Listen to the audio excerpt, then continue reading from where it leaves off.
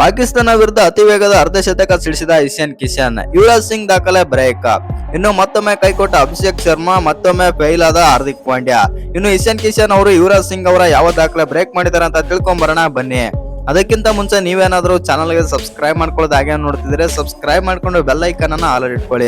ಹಾಗೆ ಮರಿದೆ ವಿಡಿಯೋಗೊಂದು ಲೈಕ್ ಕೊಡೋದನ್ನ ಕೂಡ ಮರಿಬೇಡಿ. ಇನ್ನು ಇಶಾನ್ ಕಿಶನ್ ಅವರ ಬ್ಯಾಟಿಂಗ್ ಬಗ್ಗೆ ತಪ್ಪದೆ ಕಮೆಂಟ್ ಮಾಡೋದನ್ನ ಮರಿಬೇಡಿ. ಯಾಕಂತಂದ್ರೆ ಇವತ್ತಿನ ಪಂದ್ಯದಲ್ಲಿ ಯಾವ ಬ್ಯಾಟರ್ ಕೂಡ ಹೇಳಿಕೊಳ್ಳುವಂತ ಪ್ರದರ್ಶನ ಕೊಡ್ಲೇ ಇಲ್ಲ.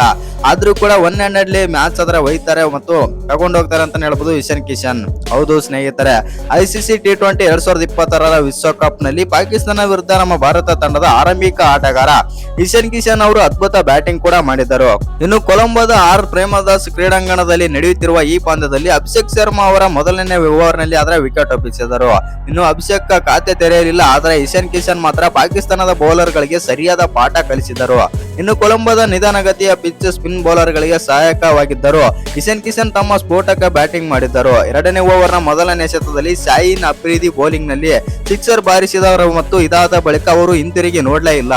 ಪವರ್ ಪ್ಲೇ ನಲ್ಲಿ ಇಶಾನ್ ಕಿಶನ್ ಅವರು 42 ರನ್ ಆದರೆ ತಲುಪಿದರು. ಇನ್ನು 7ನೇ ಓವರ್ ನ ಮೊದಲನೇ 2 ಎಸೆತಗಳಲ್ಲಿ 2 ಬೌಂಡರಿಗಳನ್ನು ಬಾರಿಸುವ ಮೂಲಕ ಇಶಾನ್ ಕಿಶನ್ ತಮ್ಮ ಅರ್ಧಶತಕವನ್ನು ಕೂಡ ಪೂರ್ಣಗೊಳಿಸಿದರು.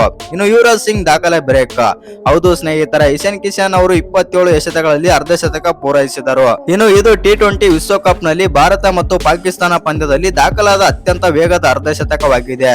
ಇದರೊಂದಿಗೆ ಭಾರತ ಮತ್ತು ಪಾಕಿಸ್ತಾನ ಪಂದ್ಯದಲ್ಲಿ ಅತಿ ವೇಗದ ಅರ್ಧಶತಕ ಗಳಿಸಿದ ಬ್ಯಾಟರ್ ಗಳ ಪಟ್ಟಿಯಲ್ಲಿ ಇಶಾನ್ ಕಿಶನ್ ಅವರು ಯುವರಾಜ್ ಸಿಂಗ್ ಅವರನ್ನಾದ್ರೆ ಹಿಂದಿಕ್ಕಿದ್ದಾರೆ.